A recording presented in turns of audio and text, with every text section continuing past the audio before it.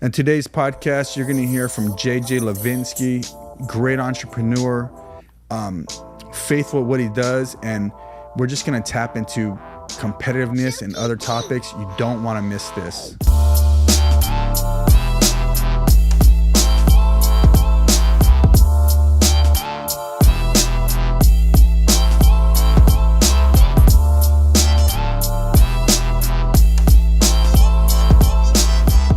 So on today's podcast, we have J.J Levenske, father. Well, the last time I checked, yes. A husband. Still. And a fabulous, amazing entrepreneur, right?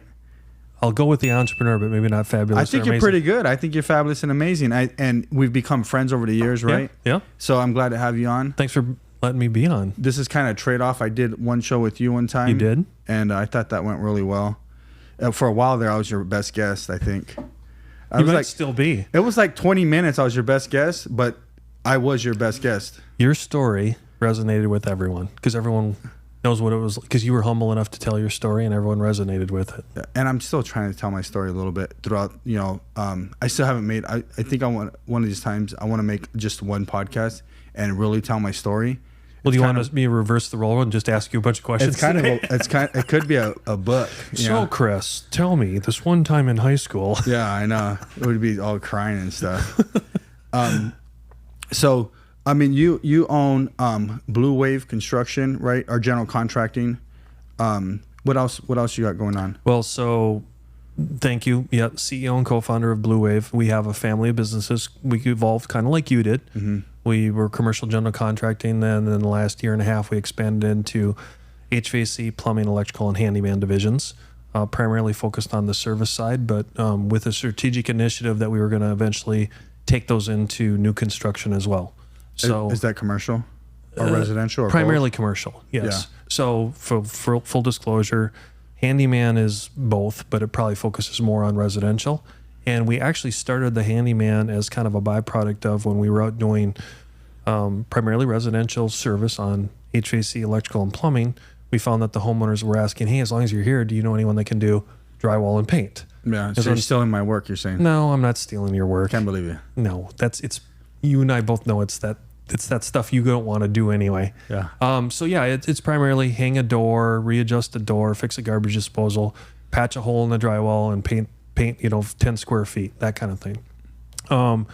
Plumbing has turned into plumbing is kind of a unique. We started in the service area. Now it's kind of turned into more commercial new construction mainly because of the assets and the talent that I was able to bring on into our team.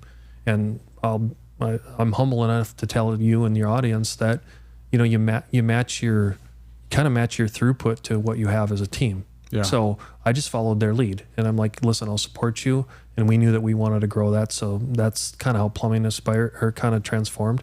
Electrical, very similar. Our lead individual that heads up the electrical division, he primarily has a background in service and industrial and commercial only, so we're pretty light on residential. And again, we're just kind of morphing and kind of flowing with it. And then on HVAC, to me, that's the more tenured division of our service divisions. Meaning that one we are probably 50-50 commercial residential, both new construction and service. And it's been humbling. I mean, we're maybe a year and a few months into all four of those divisions being under our Bleuwave general contracting kind of umbrella. And, I'm not going to lie, we had some pitfalls. We've learned, we've had some, attrition, we've had top grading, all the things that no one wants to talk about, we've been through. Yeah. But I am proud that, we're still cash flow positive after all that, even some of the mistakes.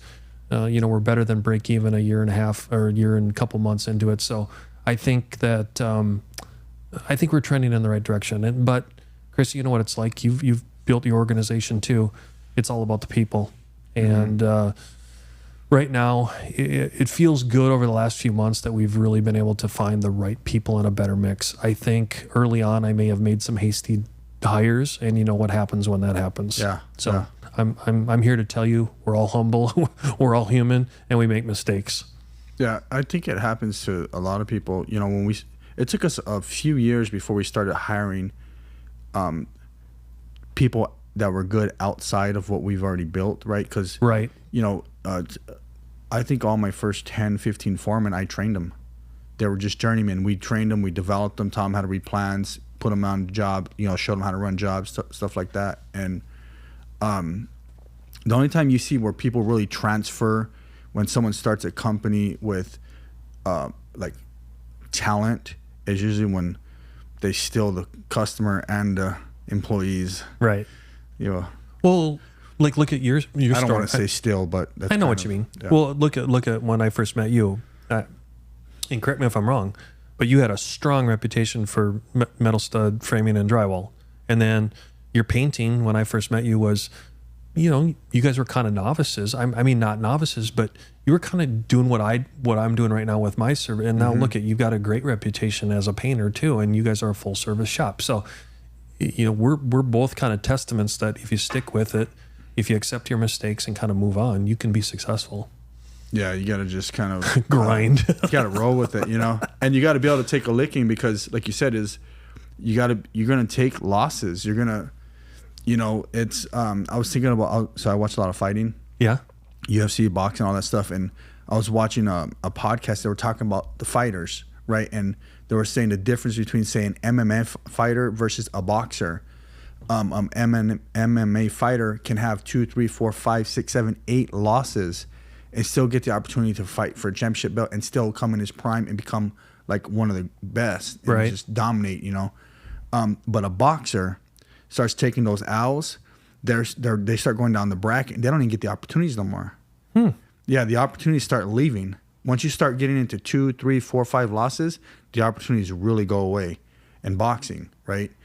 So in business, if we stick with it and we take some L's, we can still win. You know what I mean? Because for us, it becomes knowledge, it becomes wisdom, it becomes another set of tools that we now have, which is up here and not, on our hands or our muscles or whatever it is, right? It's in our brain. The scars that we have, Chris. Yeah. So I'm glad you're doing well. Really glad. We talk, quite a bit. We've talked throughout the years, and but I don't know a lot about your history. Oh, who you are. Well, let's start with my time at Folsom Prison. No. Yeah, I know. I mean, so I know you got into some school type construction in the past, and you've done a few things. But what led you to where you're at now? Well, I'd love to go back because as I've gotten older, I've become more attuned to like my upbringing. So if you want me to go there, I won't bore, Yeah. I won't take the whole podcast, but I was raised in a small dairy farm. Well, we only got 4 hours. Okay. I was very fortunate. I was raised in a small dairy farming community in western Wisconsin. So maybe think everyone, if you can think geographically, about 45 minutes to an hour east of Minneapolis. So I basically grew up in the shadows of Minneapolis, but yet we were in the Wisconsin side, which yes means I'm a Green Bay Packer fan and owner. I can't root for the Vikings. So any Minnesota fans on this podcast, tough. But I look back and I talk about I graduated with 92 kids in my class, meaning that I knew all 400 kids in my entire high school. And I tell the story like this, Chris, is I was very fortunate, is that we grew up in a hardworking community, very faith-based community. I grew up my dad was Catholic, my mom was Lutheran, and it was a very religious and faith-based community. And it took the village to raise you, which I don't see as much anymore. I mean, we've talked about your background in that capacity, but I look at how that spawned a work ethic, how you take care of other people, all those kind of things. And then I'll go one step further, is that it was very competitive, right? So we grew up, I was in sports for 4 seasons of the year. It was baseball in the summer, football in the fall, basketball in the winter, and then I played golf in the spring. And so we were always competing. And guess what? I got my ass kicked a lot. So good. But I look at it now, is it built that callus, if you will, where what we were talking about is when I get beat, I don't get beat. I learn and I come back harder than ever. So I'm that guy that's got a record of 22 wins, 275 losses, and about 1,000 draws. Yeah. That's all right though. You're still in the fight. Yeah. So then the other story I like to tell, and I don't want this to sound conceited, but I just to show you the kind of upbringing that I had is, I found out later in life that I basically was probably on what they call the spectrum nowadays. So I probably have a high high functioning form of Aspergers. In other words, I can see things at a fraction of the pace that the average human being can do. So I do transactions in my head at this lightning speed. So it bothered me growing up why others couldn't see what I could see. And I didn't know what it was, because back when we were kids, I'm almost 52 years old right now, is that people didn't understand the way like my mind works. So I was frustrated a lot. Where I'm going with this is that school is very easy to me. So having the sports and having the community and having that competition and having the friendships and growing up in a small community probably saved my life. If I'd have grown up in a big community, like maybe Phoenix, like I look at where my kids have gone to school, I probably would have slipped through the cracks and been a crackhead or something. I probably would have turned into something bad, just because but growing up in that small town, it allowed me to do those things. So I graduated in the top 10 of my class, which isn't much when you only graduate with 92. But here, to put it in perspective, I then went off to to college, and I went into construction management. I didn't start there. I wanted to be an architect, and then I got smart and realized I didn't want to be an architect real soon, and transferred to construction management. But again, here's the kind of the ethos of the story is that I graduated in college. I still had those same skill sets. I could see things much faster than my peers. It didn't mean I was smarter, Chris. It just means I was gifted with some better resources. And the educational paradigm in the system is such that it's regurgitation of information. You don't have to be smart. You just have to remember everything. So I literally graduated number 4 in my entire university. Not in my school of construction management, not in the science and technology. I mean, in the entire university. Which university was that? University of Wisconsin Stout. Okay. So in Wisconsin, don't quote me on it, there's like 9 or 10 what they call state schools. So imagine if we were here in Arizona, it'd be like University of Arizona Thatcher, University of Arizona Payson. Got it. So they were smaller schools, maybe like, I think our entire student body was maybe like 9 or 10,000 people. The point is I'm not here to gloat on where I graduated, and the rank means nothing to me. What I attribute it though is that upbringing and that community allowed me to be who I am today. Yeah. And as I've gotten older, I'm much more in connection with how grounded that made me as an adult. And then where I think I kind of effed up or kind of lost track of it was those middle years, my 20s and 30s and maybe even my early 40s, where I was so dead set on being successful that I kind of forgot about all that. And now that I've gotten a little bit older, I'm like, wow, that was pretty cool for me to I look back and I'm very humbled and thankful to my friends and to my family and to my environment and village that raised me and kind of grounded me, and then quite honestly beat my head in the ground to make me tougher. Yeah. So anyway, that's a little bit about the background there. Isn't like the world has really changed, because you talk about competitiveness, and I mean that has totally gone away. You know what I mean? Like you get a participation trophy for showing up, right? Yeah, and think about it. You're sitting here saying that way of living made you better and was part of the making of who you are today. And we hear that quite often, but yet people want to get away from that. It baffles me. It makes no sense. It drives us to become better. If there's no drive, but not only better.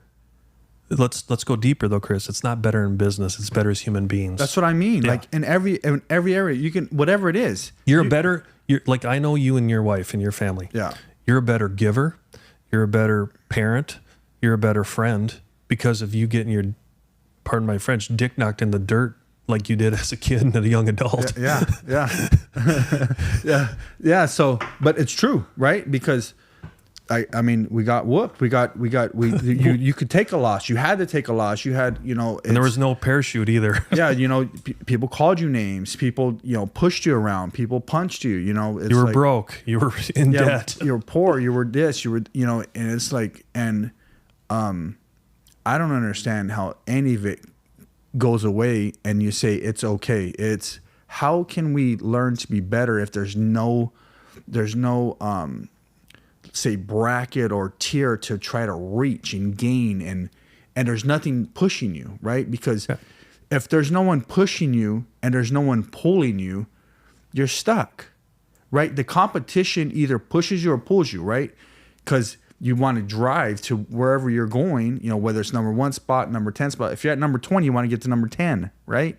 If you're at number 10, you want to get to number 1, whatever that is. However, like you said, in life, if you want to be the best husband, the best father, the best business guy, the best book writer, you know, whatever it is, the best pastor at church, the best anything. It's like, I tell everyone, I'm trying to compete in any way, because for me, it makes me better.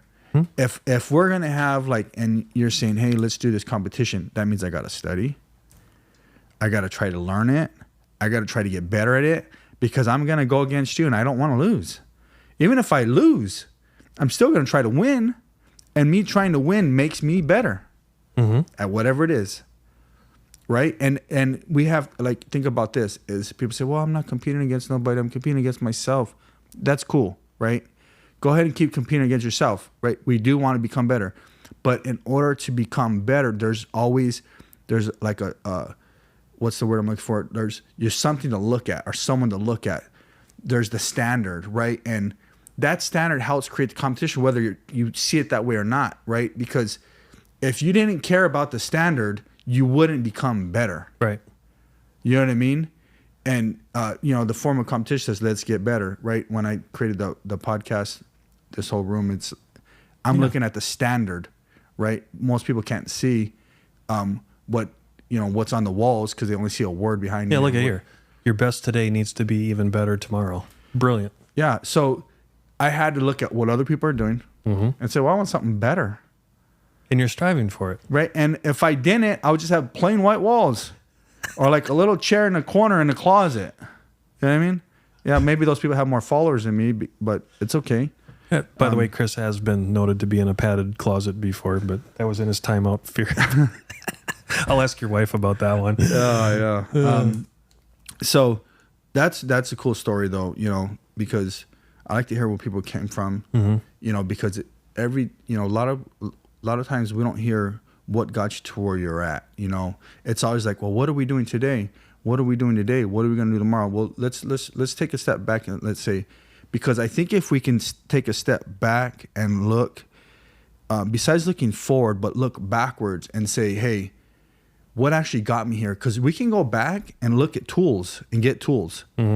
Because a lot of times, you know, you hear the sayings from the older guys, I forgot more than what you know, right? And you have wisdom and stuff that you haven't used. And when you take a step back and say, oh man, I did this, they did that. Obviously you can use that for your kids, right? And you can use that stuff. I'm sure today, something like you hit a hard spot or something, and something comes up and triggers and says, oh, I remember this. Oh, I remember that. I remember this win. I remember this loss. Remembering this loss prevents me from losing again in this area, right?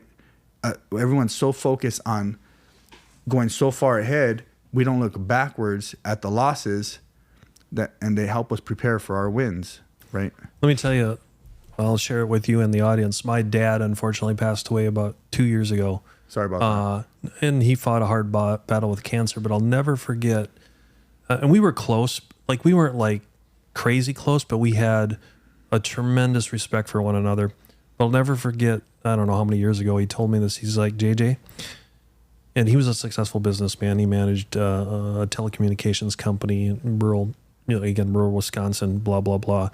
But what was so cool is he said, listen, I made he always told me this.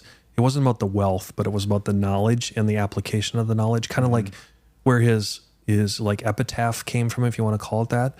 He said, JJ, I literally did my best work in my last 8 years of my life. As far as working, he luckily, he was financially sound off. He retired at 58 years old.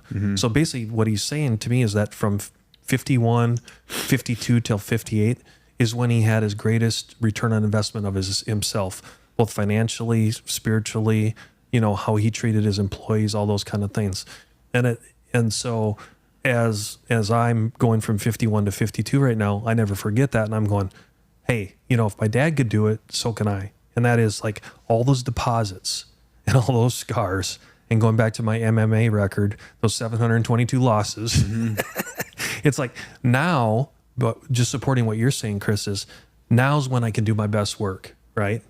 And it doesn't have to be defined to that time frame. That isn't what I'm focusing on. I'm just focusing on what you're saying. Yeah. And trying to advocate that, hey, build up those calluses, because there's going to be time that those calluses on your hand, you can now punch that wall, and guess what? Instead of your hand breaking, that wall's going to come down. That's right. That's right.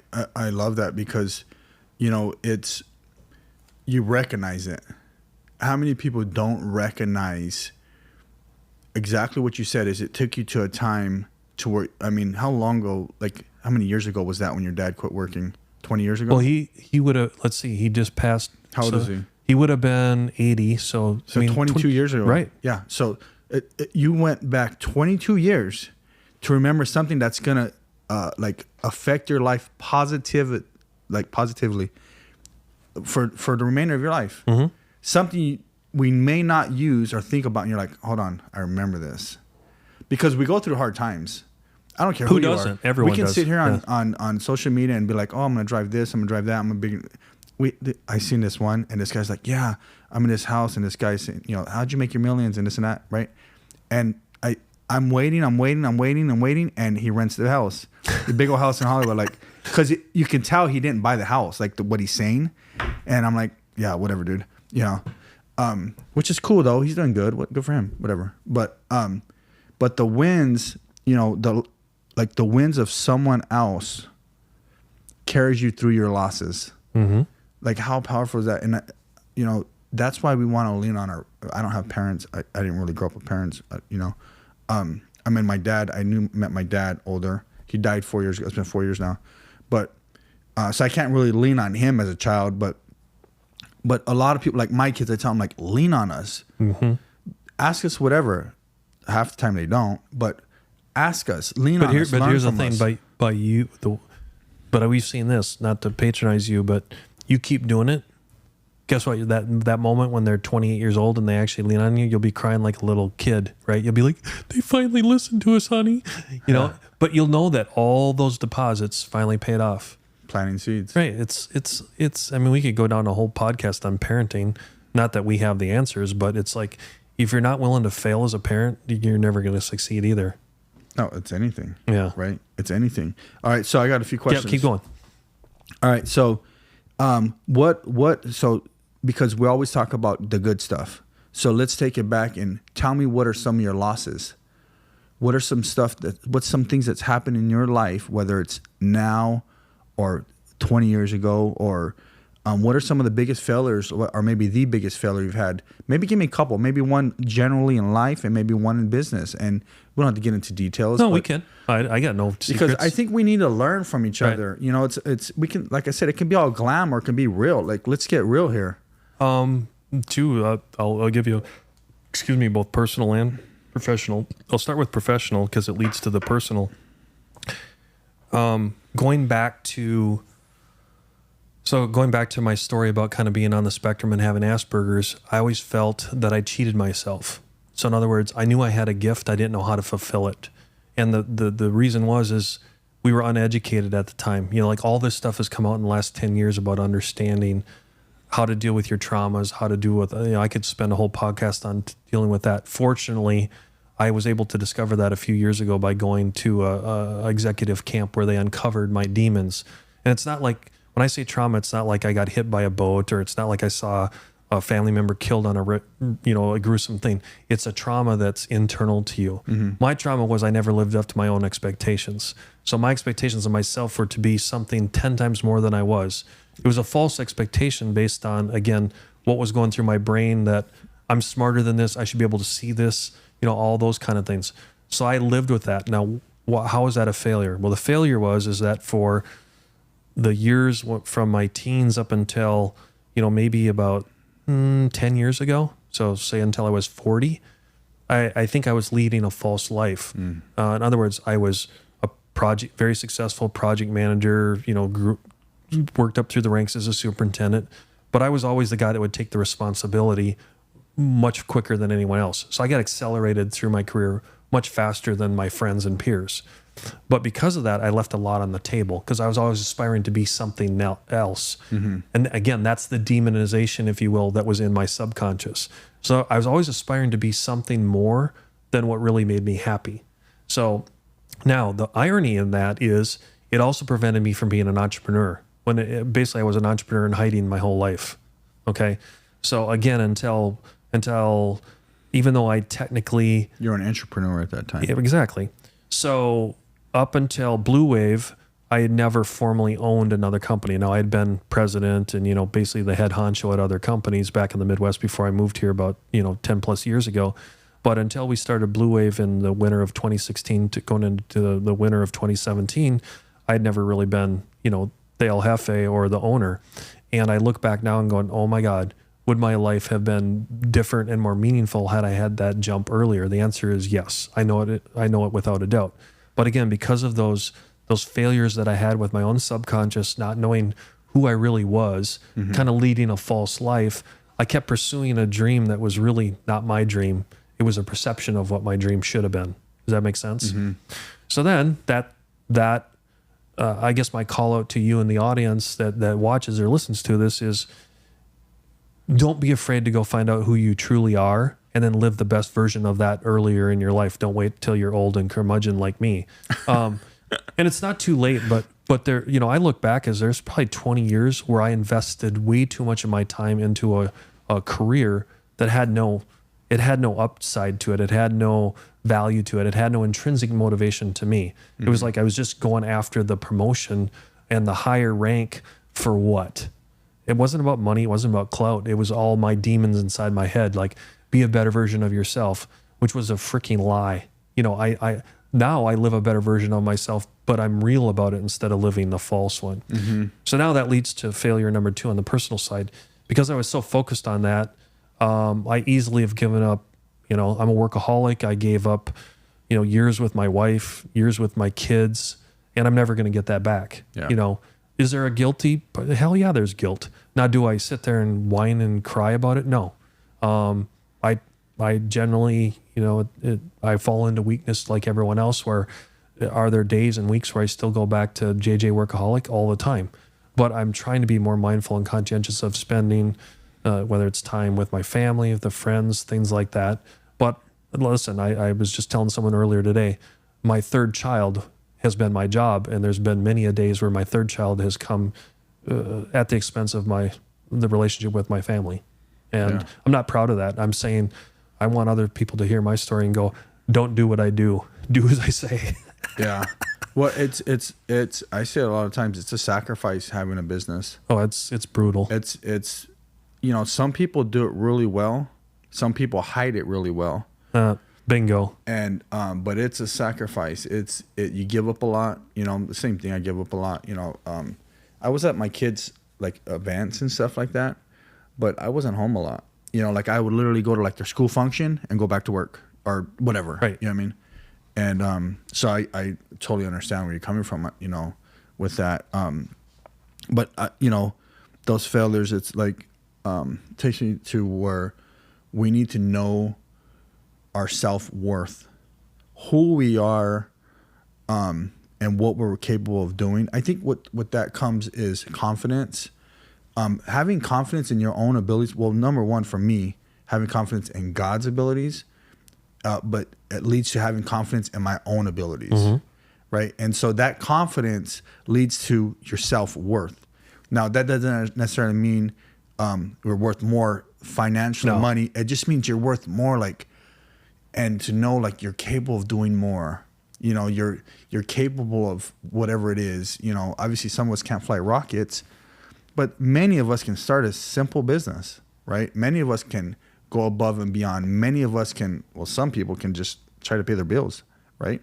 Just start with simple things. Right. Fix your credit score, whatever it is, buy your first place or however that looks, right? It's those things that say, okay, what am I worth? I'm worth having the best. Well, the best for me at this time in my life is, okay, it's not a 2023 car, but it's a 2018. Okay, well, go get the best for you at the time. Work your way up to that new one, But knowing your worth, I like that you said that, because so many people, they don't know, especially today. In today's, it goes back to that whole competition. Like, how do you know you're a winner if you've never had to go against anybody? You know what I mean? It's I don't even know if normal people, the normalcy of today involves your self-worth. Let's take that work related, because I just thought of a conversation I had earlier today, and I won't mention names, but His name's Bob. everyone's Bob, Antonio. Hey, so I'm going to tell you my story, and then I'm going to ask you. Okay. So in today's, I always talk about, and I talk about it on our podcast quite frequently, is Phoenix is America's smallest big town, right? I say that all the time. And as a general contractor, I would say our fraternity, sorority, is maybe a few bad apples, but 90% of the people, you could pick up the phone right now, call 5 of your biggest competitors, and they would help you out. Agreed? In your world. Okay. So in my world, I say yes. I say yes in your world. Okay. In that, though, the conversation earlier today was, but we still want each other's ass.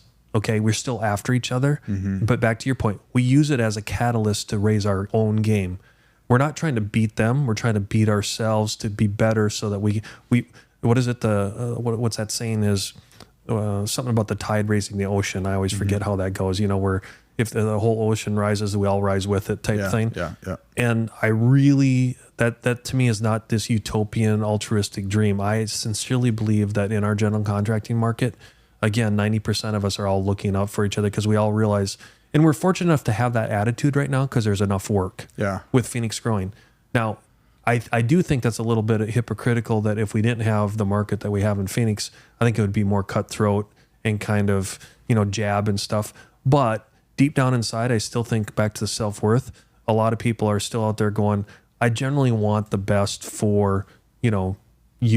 Like I know you and I have had enough conversations offline of our relationship as a trade contractor and a general contractor.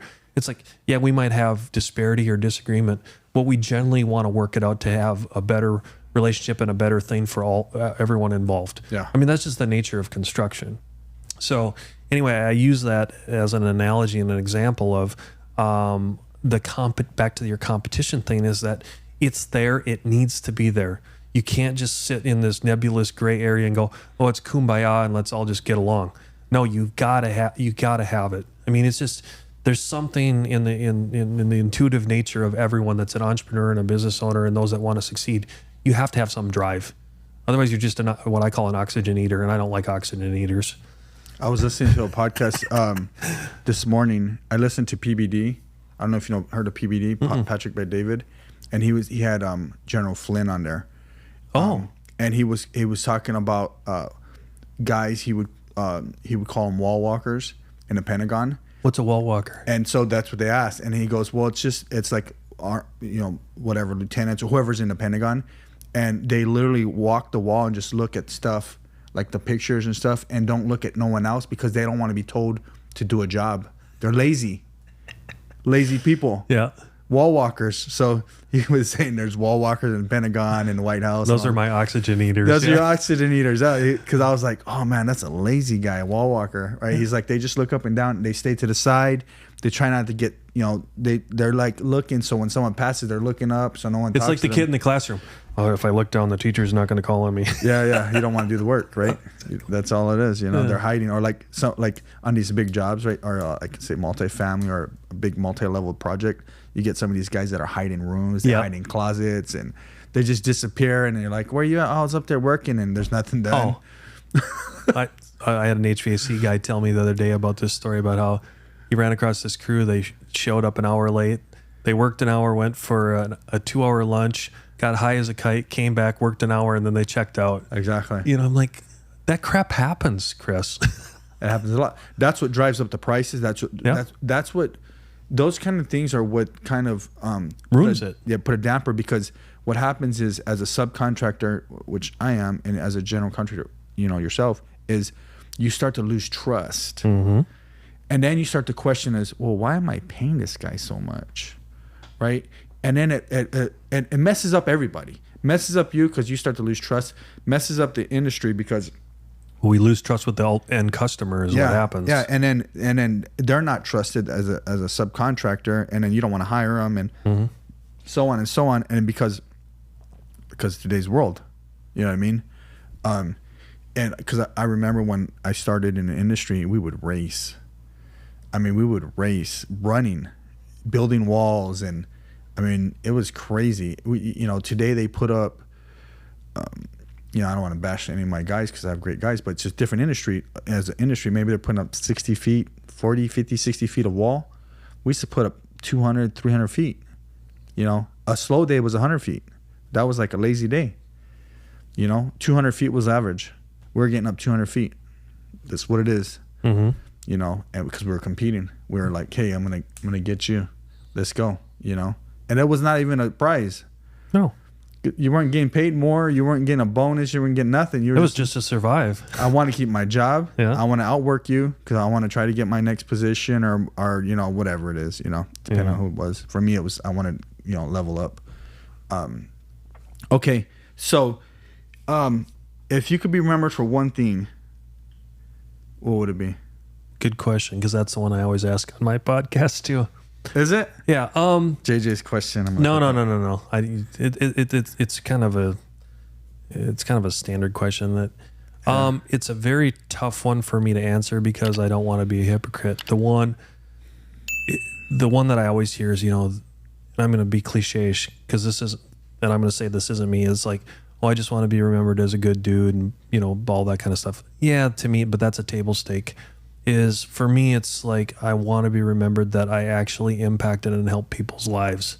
And probably not in like with you, I can say that you're more ecumenically inclined than I am. Like you have a deeper faith than I do. So I see how you interact with people through the media of God. Where with me, I don't have that because of the way I was raised. I'm more agnostic. I still am very spiritual, but I don't have the conviction like you do in a true defined faith-based type thing. That doesn't mean I care less about people. I do. And so for me, that give back and that pay it forward goes back to, if I can just digress a little bit, go back to when I talked earlier about how when I went on that executive retreat a couple years ago, what I found out was kind of the opposite of my kryptonite is my connection. So my love and admiration comes from connecting people. A lot of why I'm sitting here today. I'm not saying that 5 years ago I wouldn't have sat here, but now these kind of things make me feel good. My meetings earlier today were all about connection. And the funny thing is if you go into those relationships thinking that you're not looking for a return on investment. If you're there in a genuine purpose, which I was, is to make connections. I can't give away the secrets of the meeting I just had. But I will tell you that the whole way I left that meeting driving here to see you on this podcast, I literally was floating off my chair because it felt so good about the connection that I had made. That's amazing. And so to answer your question, distill it down, it's like that connectivity and having meaningful purpose in someone else's life, that's what I want to be remembered for. I like it. So having meaningful purpose in someone else's life. Well, with the connection, it has to be connection. Yeah. So you said you're agnostic. What is it? Can you define that? Well, it means, here, I'll just say. I mean, so, I kind of know what it means, but can you define it? For me, like I don't go to church. Yeah. Okay. And the main reason is, like I said, I was raised in, my mom was, you're going to laugh. My dad was Catholic. My mom was Lutheran. He converted her over and we predominantly went to Lutheran church every Sunday. But I mean, it was pounded down my throat. You will go or you're dead. Right. Yeah. But then here, all my friends were Catholic and I'm not going to lie, I wasn't a perfect child. I would go at Saturday mass with my Catholic friends. Guess why? So we could go out drinking and chasing girls on Saturday night. And then we'd have to get up on Sunday. Yeah. So to me, it just got pounded down my throat so bad that I didn't like it. It didn't mean I wasn't spiritual. It didn't mean I have a connection with God. I do.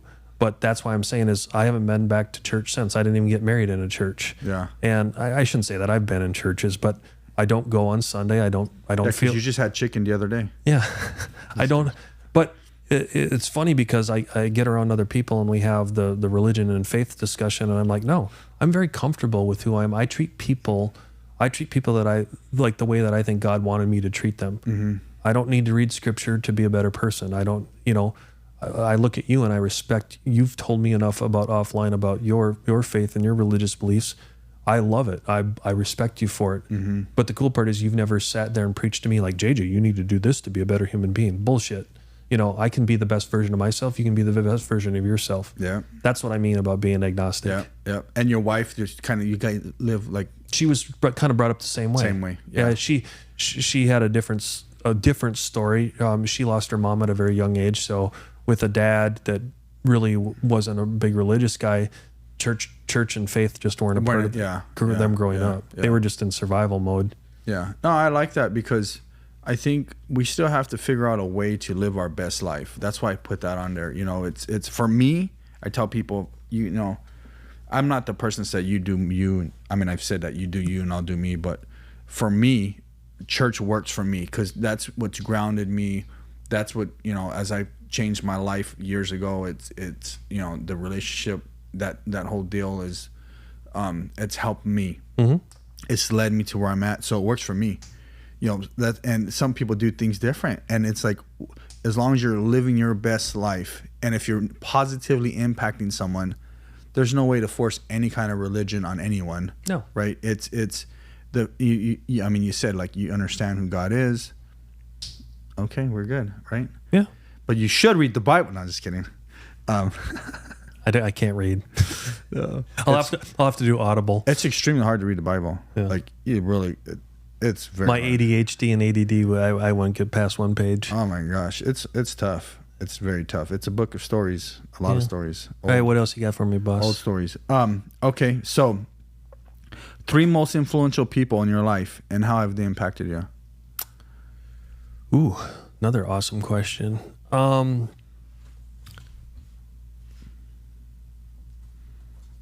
would want, one, I'll start with my wife because she grounds me. Mm-hmm. We have been married 23 years. We knew each other in college beforehand. And she completes me, and I probably don't give her all the respect and accolades that I should, but it's the perfect combination. She compliments me for all my weaknesses, and I think when we're connected, it's like I married my best friend, right? So that's number one. Number two, if I go back to, and I love my kids, but I'm going to leave them out of this scenario, because they truly have impacted me as well in all the right ways that any parent and their child relationship should be. But for the sake of this podcast and trying to be relatable, when I went back and talked to you about my upbringing, my best friend growing up, Joe, we were inseparable since second grade. And then the irony was we basically split up our freshman year of college, and we didn't talk for a long time. It wasn't that we hated each other. We just went on different paths. And then later on in life, right now, if I had to pick up the phone and call anyone for help, advice, I know I could do it. So he, just having the genuine friendship that I know that I could tell him anything. There are secrets that we have to this day from when we were kids that, oh my God, I know he's never told anyone. I've never told anyone. Are there anything bad? No, there's no buried bodies in some back plot, but the crazy crap we did. Yeah. Right. Yeah. So he's just instrumental. And even I could take it further that there's a lot of really high school friends. To think that was only that much of your life, but there was such an impressionable and impactful part of your life that I look at the whole junior high school time period that I could put 20, 30, 40 people in that bucket, but I'm going to call out Joe for that reason. And then the third one I have to group into a bunch of mentors that I would say are business related. I can think of many of my old bosses that gave me guidance, a kick in the ass, and humility when I needed it most. There hasn't been, I look at especially from the time that I was my 20s to like 40 years old, where I had a number of mentors that grounded me. Yeah. And so, again, I don't have the time to call out them or their stories here, but just every one of them brought a different tangible and intangible to the story that hopefully made me a better version of me. That's amazing. How's Joe doing today? Good. As a matter of fact, as you can tell, I grew up in Wisconsin. We're Packer owners, and I got text earlier today that we're all meeting in Vegas for the Raider-Packer game in the beginning of October. Oh, that's awesome. Yeah. That's so cool. So did you get your tickets? You got to buy the tickets now, or what do you? I don't know. I let my fearless wife handles that. Yeah, get us some tickets, right? Yeah, that's amazing. So salt of the earth, good guy. I like that because, you know, there's always people that influence us. Yeah, I hear all the time. You hear this all the time. Is I'm self-made. BS. Or they'll hear, oh, that guy's self-made. That's like, No. Come on. Like, are you really like? There's no such thing as self-made, right? And the fact that you're saying, hey, you know, those mentors, old bosses, Joe, you know, obviously your wife, that's the most important person in your life. But I like that you're saying that, because when someone said that about me, well, you're self-made. I'm saying, no, there's no way. I wasn't, because there was a few guys along the way that showed me this or taught me that or said this, or good or bad, right? And the fact that you recognize it, you know, it shows who you are, that, you know, you're humble and you're not, you know, just some selfish guy, you know, that thinks, well, you know, because we need the people around us to get to where we want to go, right? Not using people, but it's like everyone is my father-in-law says there's people are here for a reason, a season, and a lifetime. I've never heard that one before. My father-in-law says, he's a pastor. So, but he says it. That's the one thing he says, and it's so true, because someone's here for a reason. A season is 1 year, 2 years, 5 years, whatever it is. And a lifetime. A lifetime is like a Joe. Yeah. Right? Or a wife, right? And the season is like, you know, maybe you met some guy that was impactful and he's gone, but he impacted you somehow. You know, that's. I think we have a lot. I don't know how you feel, but I feel I've had a lot of seasons. Mm-hmm. It's the lifetime ones that are really special, though. Yeah. Well, those are the hardest relationships. They're most grueling. They're hard, because you get, like, it's really hard for me to maintain a relationship. It's extremely hard. You figure I was giving up. People have hurt me and all this. So it's easy for me to be like, you're dead. That's your defense mechanism. Yeah. Yeah. It's very hard. And so, the season thing has been really impactful in my life, besides my wife. Yeah. Because even like my father was a season, my biological dad. Mm-hmm. Even my dad that raised me, Paul, was a season. Interesting. Even my mom that she gave me up, and she died when I was 20, was a season. You know what I mean? Mm-hmm. And so, because there was only so much they could give me. You know what I mean? Yeah. And the lifetime is like how much, what else, you know, the full impact and the full, you know, like you said, your wife is, you know, she backed you up. She's got your back. She's your yin and your yang, and all, you know, she's, you know, same thing with my wife. Let me take if I can, on what you said. I think this is very impactful for the audience, because I'll show my vulnerability for a second so that others can succeed at this. Should we get the tissues? No, but if you want. The other part that came out of that, the connection that I talked about, is that you have to be willing to accept love, which I didn't know how to do. I still have a very hard time with it. And I can tell, Chris, with your background, you do too. Mm-hmm. Because again, we're guarded. You're guarded for other reasons than I'm guarded. I'm guarded because whatever, my subconscious. You're guarded because of, I know it is because of the way you were raised and what happened, you know, at the family level when you were younger. That was paramount to me, having a better comprehension of my self-worth, like you were talking about, your self-understanding, all those kind of things.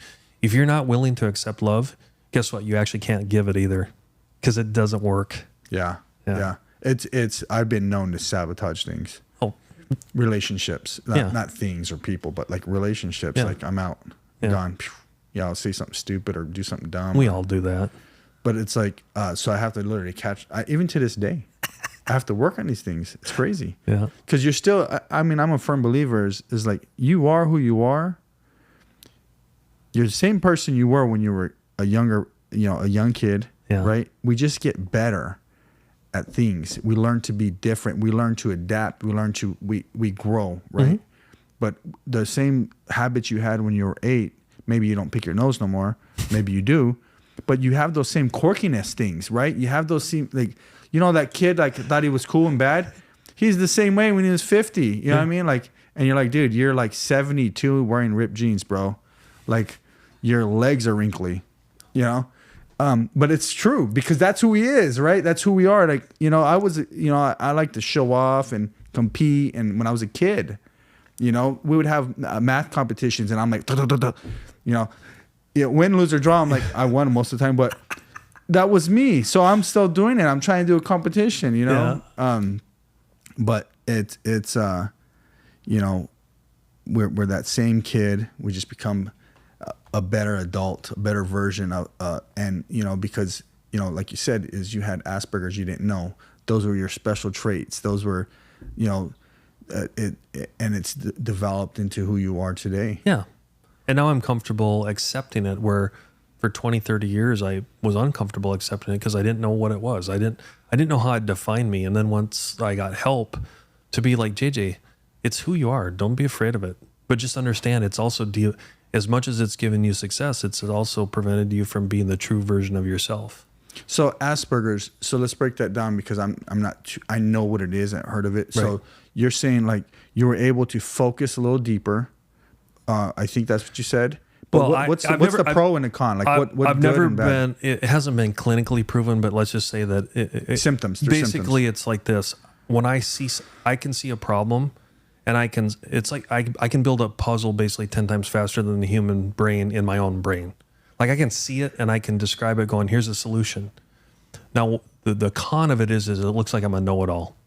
Oh my God. Okay, because then I can process something, and what it does is, like, I'll give you an example with my wife. She's like, why do you always have to give the solution? I'm not even done giving you the problem.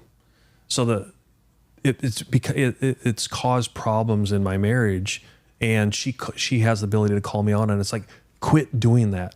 Quit solving the problem. You don't even know the whole damn solution. Well, the answer is actually 99% of the time I actually do know the whole problem because I can see it that much faster than everyone else. Mm-hmm. But it gets me in trouble because it comes across as you're arrogant, you're a know-it-all, you have all the answers. And part of it is right because of that overconfidence in that ability, whether it's her or anyone else saying, JJ, shut up, let the conversation go before you want to give the answer all the time. Another example is you're all like, I'll try to finish I'll give a solution and steal somebody else's thunder, and I don't do it. And the thing is it comes across like I'm trying to steal their thunder or steal their show. It's not. It's like the way my brain works is I just want to spit it out because I just want to share it. Mm-hmm. I'm not actually looking for the accolade. But I have my hard wiring, my DNA doesn't allow the filter to stop. So I'll alienate people because they're like, oh, great. You know, JJ said the answer again. And it's like, we don't even get a chance to talk. Does that make sense? Yeah, I love it. I'm similar. I am absolutely Well, maybe similar. you're on the spectrum too. I'm not lying. I'm absolutely. I call my wife. Is she still down there? Did you pass her? Yeah, she's down there. You can ask her. She's down there filling out your eviction notice. I know. She'll be like, this is him. But how do you combat that by slowing down? Like trying to making mental notes, like stop, slow down, like you have to tell yourself to stop. Right? Oh, all the time. And let's be honest, listen, guilty as charged. There's days I have tremendous growth where I'm identifying it and slowing down. But 4 out of the 5 days I'm still old JJ, where it's like, oh crap, I did it again. Oh crap, I did it again. But again, it's because of the competitive nature of I want our organization to succeed. Mm-hmm. And I'm here as a humble person telling you it's a hard balance for me. It really is. Yeah. As much as I want to improve, just like what you were saying, you have to work at it so hard that it's painful sometimes. And it costs you relationships and it costs you other things. So hopefully I answered your question. Oh, it's very good because it gives me a better understanding of you. And people watching, maybe my audience, your audience, because they're going to watch it too. Right. A better understanding. Like, see, I told you he wasn't cocky and arrogant. He has Asperger's. Well, a spectrum. He's on a spectrum. Yeah, let's guys. be careful. I don't want to. I'm not a doctor to diagnose him.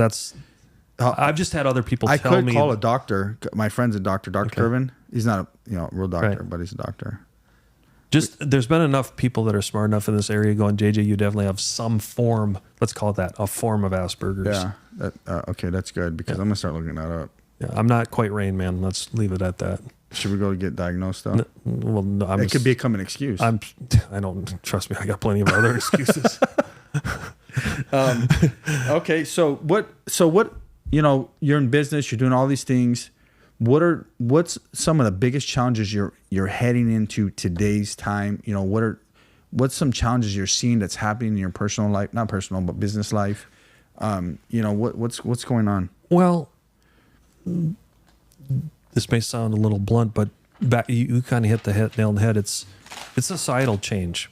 Okay. Mm-hmm. So I want to be very frank. I don't want this to be political because it's not. But I'll sacrifice a political statement to prove my point. I consider myself like a libertarian.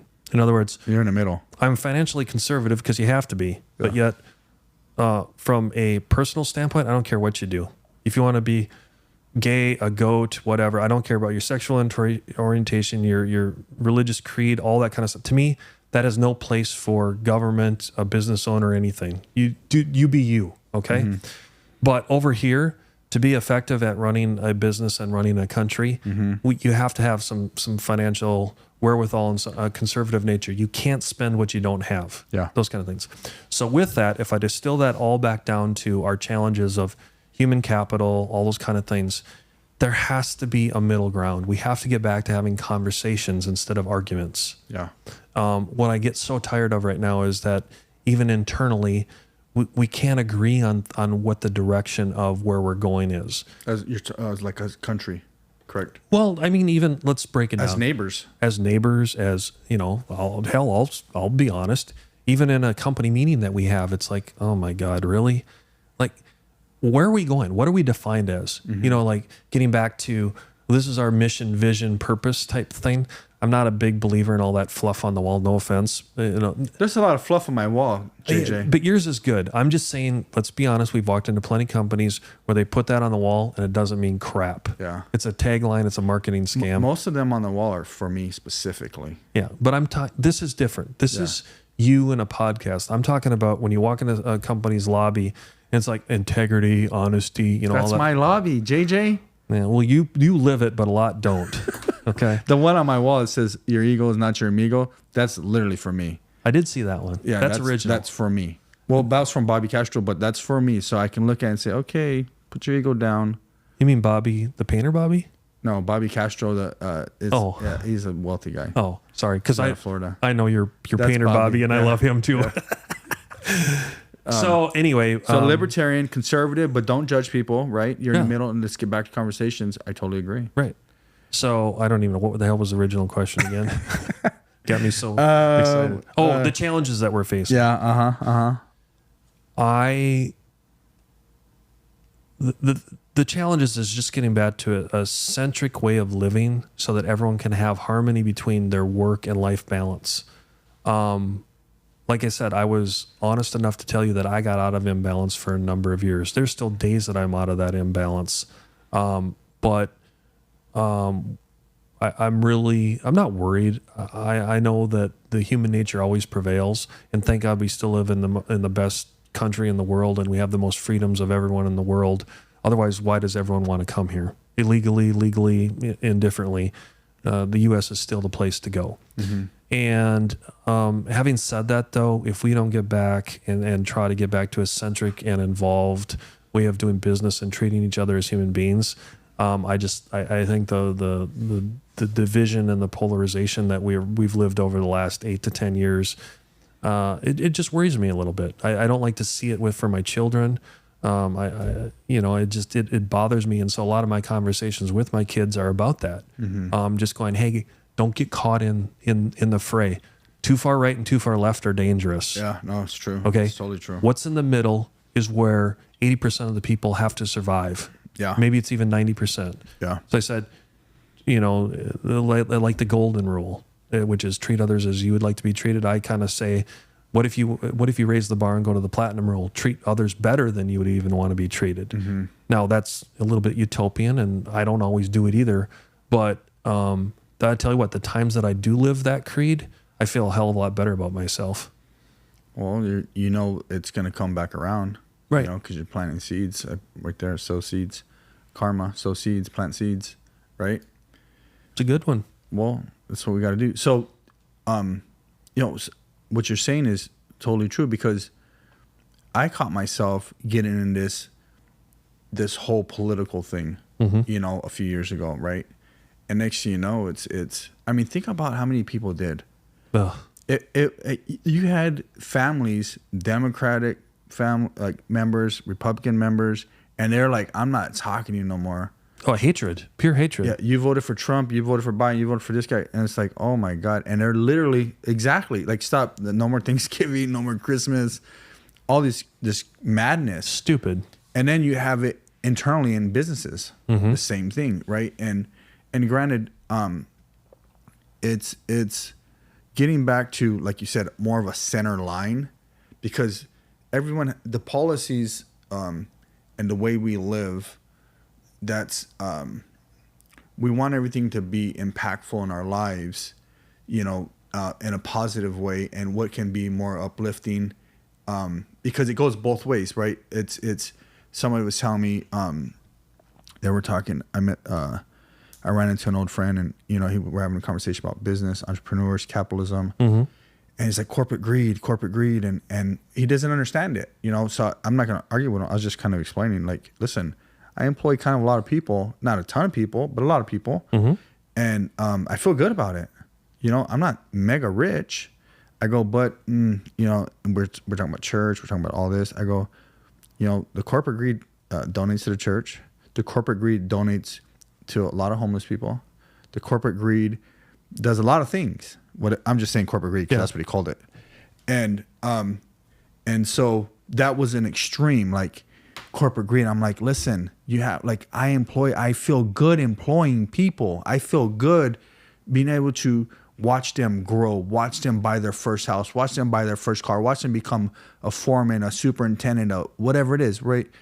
And that's the freedom of America, right? And if we can get more centered, then you don't have that judgment. Because think about it, I've seen this guy in over 20 years. So he has this picture in his mind of what that looks like, because no one around him is doing it. You know what I mean? And it's the same thing on the opposite end, is people have a vision of what, say, the opposite end looks like. Oh, they're just takers. Some people are. Some people are greedy. But that's the anomaly. Like, it's very few far spectrum. You know what I mean? If we really look at it, you know, there's of, say, 1,000 people, okay, 10 are greedy. You know, they're really greedy, right? Maybe another 10 want a little more than others, right? Or whatever. And the same thing on the other end. They're not all going to be takers. There's just going to be 10 that have 20 kids and don't do nothing, right? And but you have both, right? But then as you get closer, it's like, okay, how can we make this work? Yeah. You know? And so I like that you're saying that. Now, you know, it changes, you know, when religion gets in, all that, those kind of ideologies change and stuff like that. But I like the fact that you're saying, let's get back closer to the middle, because there's certain things I told people, well, you know, I think there was I'm more conservative. I think there was like a marijuana bill, and I voted for it. They're like, you voted for it? I'm like, yeah, let's legalize this stuff, make some money off it. I don't Save care. me some money. I don't care. Everybody's smoking weed anyways. Just legal it and make some money. Get all these dudes off the corner. Yep. But let Marlboro take it over. I don't even care. Yep. Whatever. Don't care. Like, make some tax money off it and fix my roads. Start with my road right out here. You know what I mean? Like, serious. I don't care. Since you get taxed enough already. Now, it's different if I said, well, heroin. Well, that's a little bit different, right? But there's some things like we can bend. You know what I mean? We can bend for certain things. But so I'm glad you said that.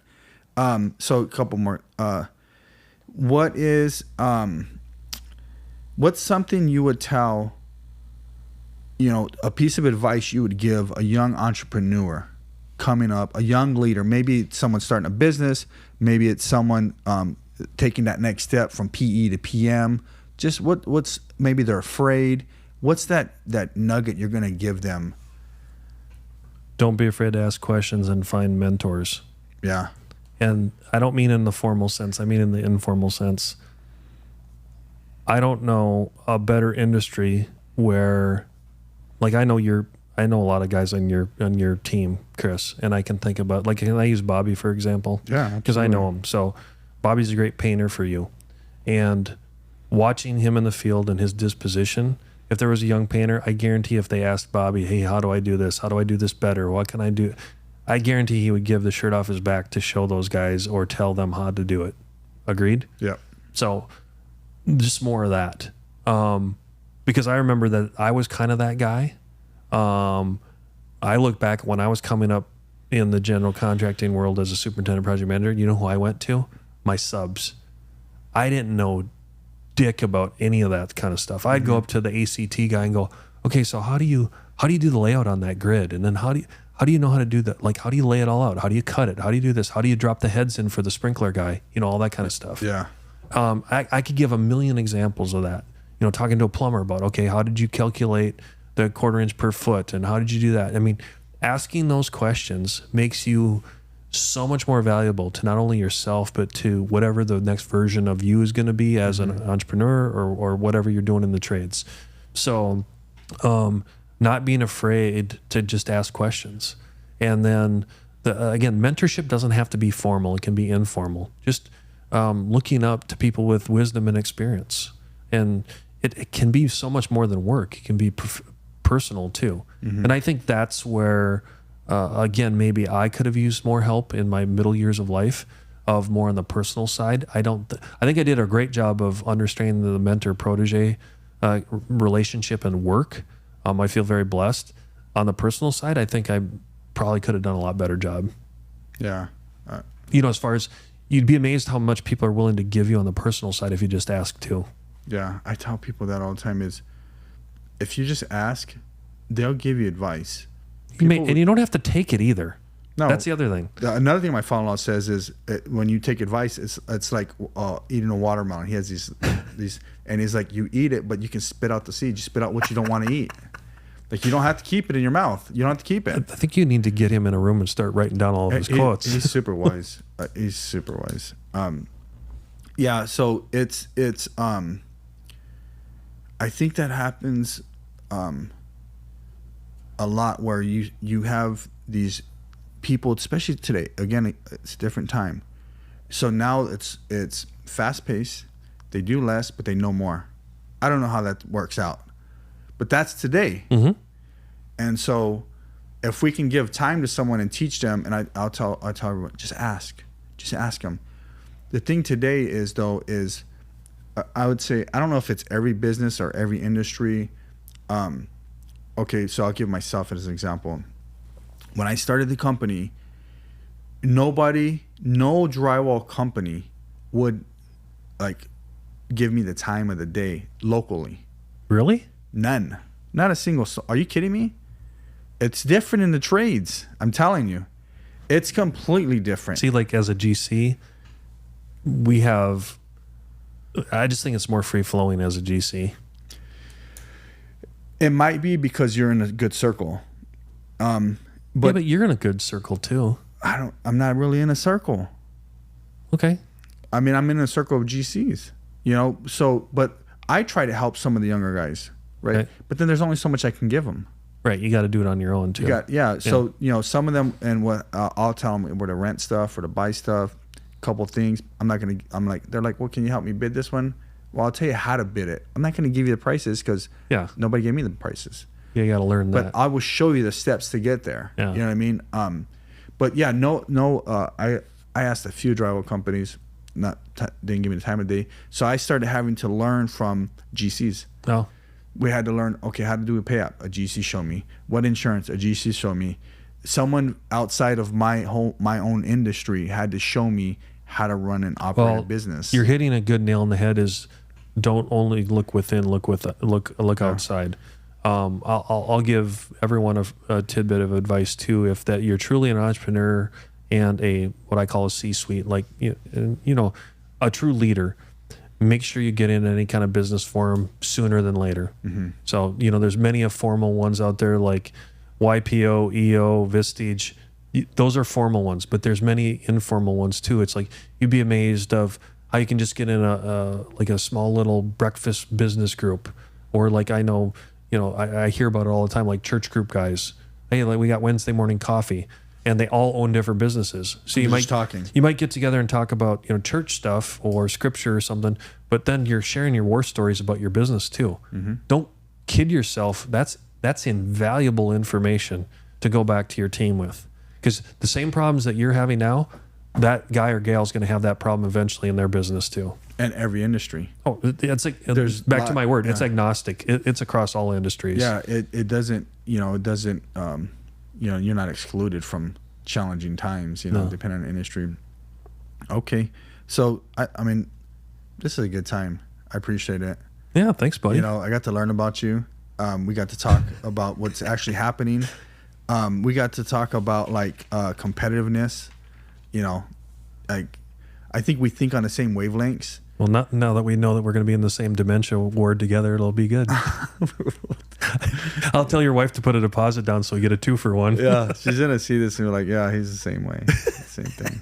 Yeah. But I appreciate your time, and we look forward to having you on again, and look forward to, possibly doing another job with you and going back on your show if you ever invite me. Yeah. I don't know, guys. He has invited me again.